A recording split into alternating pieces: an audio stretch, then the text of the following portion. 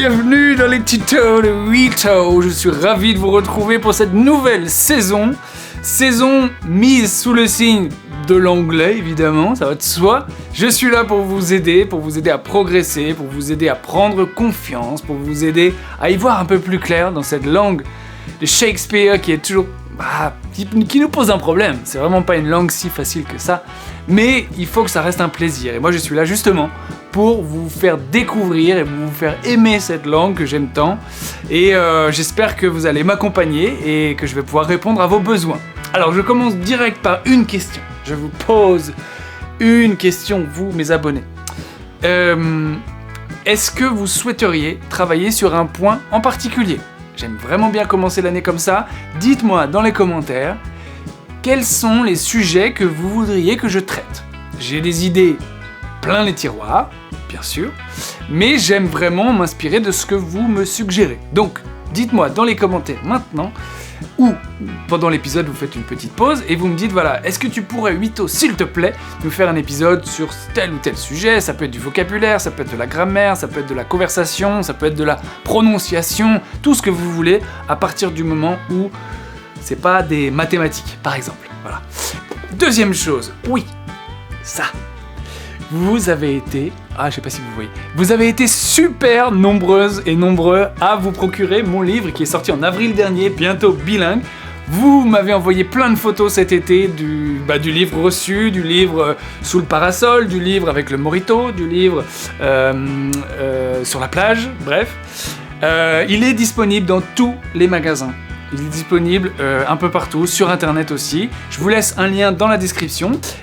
Il fait 243 pages et ce sont des conseils de méthode pour progresser en anglais. Ça reprend beaucoup de conseils que je vous ai déjà donnés, mais il y a aussi beaucoup de nouveautés.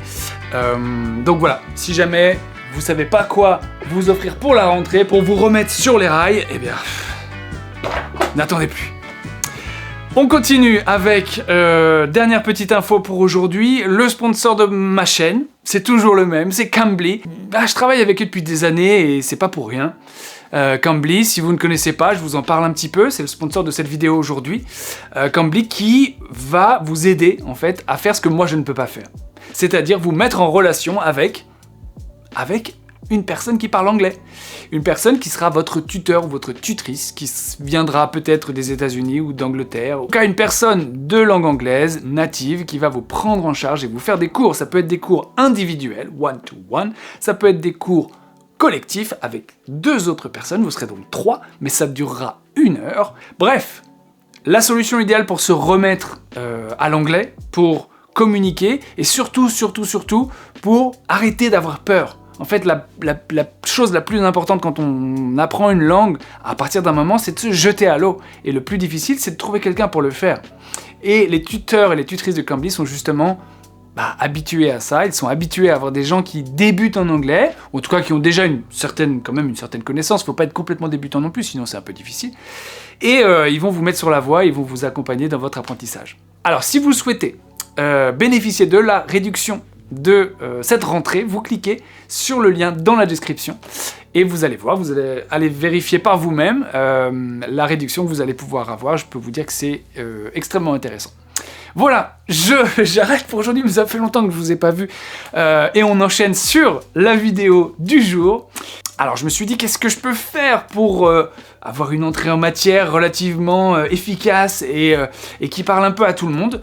Alors je me suis dit qu'on pourrait travailler justement sur les erreurs courantes qu'on fait en anglais, ces erreurs qui reviennent toujours et dont on a du mal à se débarrasser.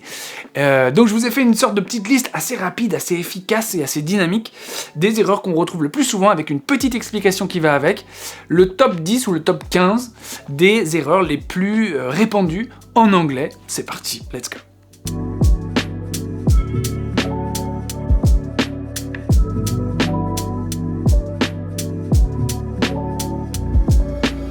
Alors première chose, les erreurs que je vous donne là, déjà ça s'appelle des erreurs, c'est normal, on en fait.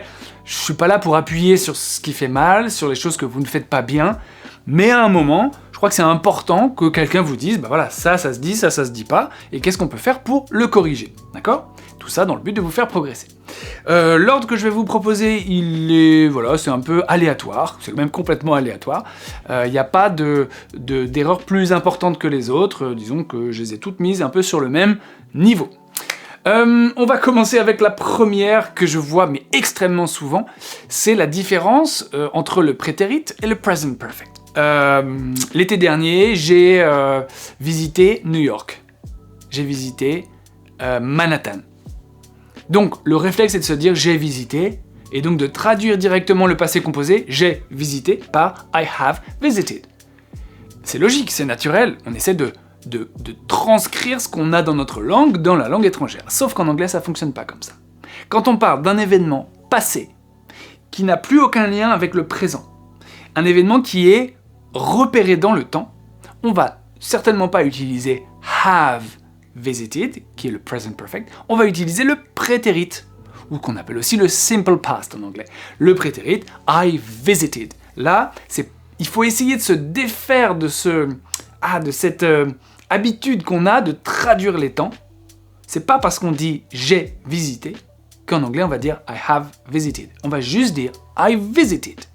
D'accord? Verbe régulier, on rajoute juste ed. I visited Manhattan last summer. Deuxième erreur qu'on voit très souvent, c'est quand on utilise un auxiliaire de modalité. Alors qu'est-ce que c'est qu'un auxiliaire de modalité? C'est quand on dit je dois, ou je peux, ou je pourrais. Vous savez, quand on apporte une petite nuance, on ne dit pas je vais, mais je dois aller, ou je peux aller, ou je pourrais aller. Vous voyez? Bon, ces auxiliaires de modalité, les plus connus, c'est must et can, ok? Et très souvent, les gens vont rajouter la petite préposition to. Les gens vont dire I must to go. La règle de base, c'est quand on a un auxiliaire comme must, ou comme can, ou comme should, ou comme would, on ne rajoute jamais rien. C'est tout de suite après la base verbale. Ok? I must go. I can leave now. Ok? Keep that in mind. Troisième erreur, nous les Français, on a du mal à faire la différence entre le présent simple et le présent be plus ing. Tout simplement parce que nous, en français, on n'a qu'un seul présent. En anglais, on fait une distinction entre l'action qu'on est en train de faire au moment où on parle. Donc là, si je dis je suis en train de jouer aux jeux vidéo, je joue aux jeux vidéo, I am playing. Alors que si je dis, bah moi, d'habitude, je joue aux jeux vidéo, c'est un truc que j'aime bien faire, que je fais régulièrement, on va dire I play. Donc présent simple, on va parler des habitudes, de quelque chose de général, alors que le présent be plus ing, c'est ce qui se passe en ce moment, ce qui est en train de se passer. Comment vous diriez, hey, qu'est-ce que tu fais là? Qu'est-ce que tu es en train de faire? Vous ne diriez pas, hey, what do you do? Vous diriez bien, hey, what are you doing? What are you doing? Et la réponse, forcément, serait un verbe au présent be plus ing. I am, oh no, nothing, I'm reading. I'm reading. Je suis en train de lire. Ok? Alors, erreur suivante. Nous, les Français, et les Françaises, on a tendance à confondre le pronom relatif who avec le pronom relatif that. Je vous explique pourquoi. Quand en français, on dit j'ai lu un livre qui était très intéressant. J'ai lu un livre qui. Nous, on va utiliser le pronom relatif qui. Okay? Donc, dans notre tête de francophone, qui, pour nous, ça se dit who. Donc, on va souvent faire l'erreur et dire oh, I'm reading a book. Who is very interesting. Alors que, quand on parle d'un objet en anglais, on ne peut pas utiliser le relatif who. On est obligé d'utiliser le relatif that ou le relatif which. Si vous voulez plus d'informations sur les relatifs, j'ai des vidéos exprès là-dessus. Donc, on ne pourra pas dire I'm reading a book who. I'm reading a book that I really like, or I'm reading a book that I find very interesting. Ok, donc faites bien attention, who, le relatif who en anglais, est réservé aux humains, d'accord? Si vous dites par exemple, j'ai une sœur qui est médecin, I have a sister who is a doctor. Là, ça fonctionne. Là, vous dites who autant que vous voulez. Mais quand c'est des objets, jamais. Erreur suivante. Ah là là, celle-là vous l'avez toute faite un jour et je pense que vous continuez encore à la faire pour certains d'entre vous, notamment à l'oral. À l'oral, quand on parle rapidement, on n'a pas forcément le réflexe. Alors je vous explique. Quand vous racontez quelque chose de passé. Par exemple, vous allez dire hier, je n'ai pas nettoyé ma maison. Vous aviez prévu de faire le ménage chez vous et vous dites hier, je n'ai pas nettoyé ma maison. Le verbe nettoyer, ça se dit clean. Il y a beaucoup de gens qui vont dire I didn't cleaned my house. I didn't cleaned. Ils vont rajouter le ed alors que didn't était déjà au prétérit. L'auxiliaire did porte la marque du passé. Donc vous n'avez pas besoin de rajouter ed. Okay? I didn't clean my house yesterday. I didn't do the dishes. I didn't wash my sheets. Alright? À chaque fois, c'est did ou didn't suivi de la base verbale. On ne rajoute rien du tout. Pas de terminaison, pas de ing et encore moins un ed. Erreur suivante. Quand on parle au futur. Quand vous dites par exemple au futur when I, quand vous faites une proposition subordonnée en when, quand vous dites quand. Quand je serai en vacances, je partirai très loin. Beaucoup de gens disent when I will be on holidays, I will travel far away. Ici, le when n'est pas compatible avec le will. Quand vous dites ça, il faut absolument dire when I am. Et je sais que c'est pas très logique. When I'm on holidays, I will travel far away, far, far away. Ok? Quand je serai grand, autre exemple, un enfant qui dit, moi quand je serai grand, je serai prof d'anglais. Pas sûr, hein. Quand je serai grand, nous on a toujours envie dans notre tête de francophone de dire when I will be older. When I'll be older. No. When I am older. When I am an adult. Voilà encore une erreur que beaucoup d'entre vous font. Mais c'est pas grave, hein, on les a tous faites un jour ou l'autre. Le but c'est d'en avoir conscience et d'essayer de ne plus les faire. Si vous dites par exemple, alors cette erreur-là, elle est courante, c'est de confondre for et since. Si je vous dis par exemple, si je vais vous dire, moi je suis professeur depuis 15 ans. Alors déjà, quand on dit je suis professeur, on a toujours envie de traduire par I am a teacher. Alors là, il va falloir dire I have been a teacher. C'est une autre question. I've been a teacher. Alors, for 10 years or since 10 years? Beaucoup de gens confondent les deux, perdent un peu les pédales au moment de choisir. Alors c'est très simple. Ici, on va mettre I've been a teacher for 10 years. Je rappelle la règle. Une fois qu'on la connaît, on est tranquille jusqu'à la fin de sa vie. For, c'est quand on parle d'une durée. D'accord? Je suis prof depuis 10 ans. Ou depuis 15 ans. Et since, c'est quand on précise le point de départ. Par exemple, si je dis « Moi, je suis enseignant depuis 2006 », quelque chose comme ça, me concernant, « I've been a teacher since 2006 ». Okay? Pourquoi? Parce qu'on précise bien le point de départ. D'accord? Ensuite, qu'est-ce qu'on a au menu? Ah oui. Moi et mon frère, on s'entend très bien. Qu'est-ce qu'on a envie de dire? Mais ça vient du français, encore une fois, hein. C'est ce qu'on appelle des calques. En fait, quasiment toutes les erreurs que j'ai répertoriées là, ce sont des calques. C'est donc normal de faire ces erreurs-là, hein. Ça vient de la différence qu'il y a entre notre manière de parler en français et la manière de s'exprimer en anglais. Bref. Quand on dit « moi et mon frère, on s'entend très bien », le premier réflexe, c'est de se dire « me and my brother » ou « my brother and me ». C'est incorrect en anglais. Dans la mesure où « moi et mon frère », c'est en position sujet, c'est nous qui faisons l'action, on va devoir dire en anglais « my brother and I ». « My brother and I get on really well ». Ok? Donc faites attention. Ensuite, on a un vrai gros souci. Pour dire le verbe « dire ». Si je vous demande comment on dit « dire » en anglais, il y en a la moitié qui va me dire bah oui c'est facile, on dit « say », et l'autre qui va me dire « bah non, on dit « tell ». Et là on se dit « oh, comment je fais pour me débrouiller avec ça ?» Alors, j'essaie de vous donner un petit truc. Imaginez la situation suivante. Vous avez une super bonne copine qui se confie facilement à vous, elle vient vous dire qu'elle aime vraiment, vraiment bien un de vos copains. Et donc là, direct, vous allez voir votre copain et vous lui dites elle m'a dit qu'elle t'aimait beaucoup. Elle m'a dit... Et donc là, très souvent, on va entendre « She said me ». Elle m'a dit « She said me that she liked you very much ». « She said me ». Donc ici, l'erreur, certains d'entre vous la connaissent. Quand on a le verbe « say » et qu'on veut utiliser ce verbe pour dire à quelqu'un, c'est « say to ». Donc ici, on dirait « She said to me ». She said to me that she liked you. Ou alors, encore plus simple, on va utiliser le verbe tell, qu'on va mettre au prétérit parce que c'est du passé. She told me. Okay? She told me that she liked you very much. Ooh. She has a crush.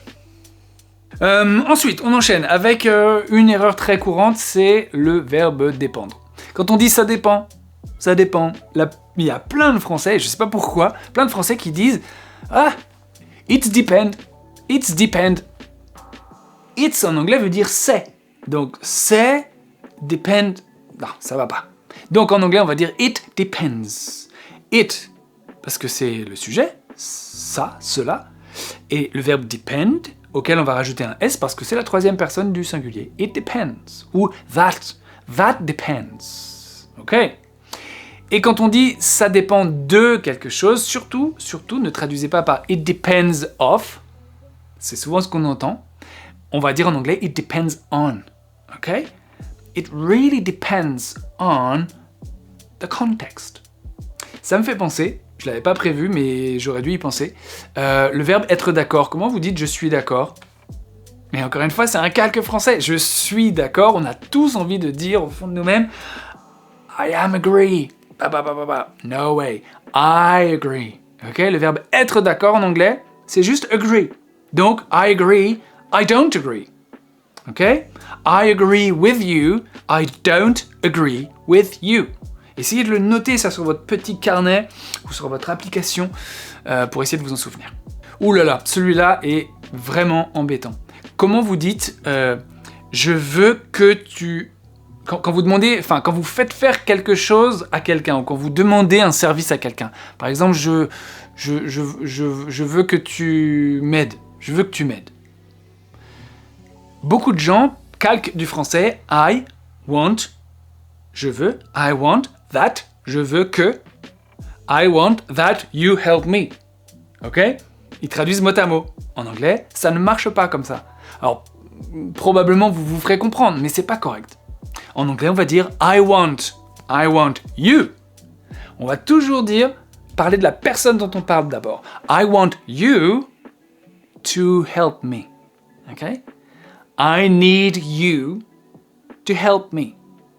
Ok? Attention à ça. Une autre un peu vache. Comment vous dites l'expression j'ai hâte de quelque chose ou j'ai hâte à quelque chose? Alors, j'ai hâte à mon anniversaire. J'ai vraiment hâte à mon anniversaire. Avoir hâte en anglais, c'est l'expression I am looking forward. Ok, je l'ai déjà dit dans mes épisodes, mais je préfère le redire parce que c'est vraiment un truc facile, un truc courant et une fois que vous l'avez, en fait, vous vous trompez plus après. I'm looking forward to. Je l'écris en bas, I'm looking forward to. Sauf que c'est une des seules expressions en anglais où le to est suivi d'un verbe en ing. Ben oui, c'est pas très logique. I'm looking forward to... Alors, si c'est suivi d'un nom, on va dire to my birthday. Si je m'en tiens à mon exemple de tout à l'heure, j'ai hâte à mon anniversaire. I'm looking forward to my birthday. Mais si c'est suivi d'un verbe, I'm looking forward to celebrating my birthday. Ok? Et non pas I'm looking forward to celebrate my birthday. Même si on peut pas dire que ça sonne mal, au contraire, ça sonne presque mieux finalement pour nos oreilles françaises, mais un anglophone va tout de suite repérer que vous avez fait une erreur de grammaire. Ce qui n'empêche pas la communication, hein. Je le redis et le redis. On en fait tous des erreurs de grammaire et même les anglophones en font. D'accord ? J'ai fait le tour. Alors forcément, il y en a plein d'autres, hein, mais après l'épisode, il va faire 55 minutes aussi. Donc je m'arrête là. Franchement, dans les commentaires, ce serait bien aussi de me mettre certaines erreurs que vous faites. Et si vous les faites, il y a probablement d'autres personnes qui les font. Et je pense que ce serait intéressant d'en parler dans les commentaires et de dire, et vous, est-ce que vous les faites ? Dites-moi quelles sont les erreurs que vous faites le plus régulièrement. Et je suis sûr que ça va résonner chez beaucoup de personnes, des tutos de Vito, de la communauté apprenante en anglais. Voilà, écoutez, je vous laisse pour aujourd'hui. C'était super cool de vous revoir. Et je vous redis, allez faire un tour sur Cambly, allez voir mon livre Bientôt bilingue. Et je vous dis à bientôt pour un prochain épisode. Prenez soin de vous. See you later, everybody. Bye bye. Cheers.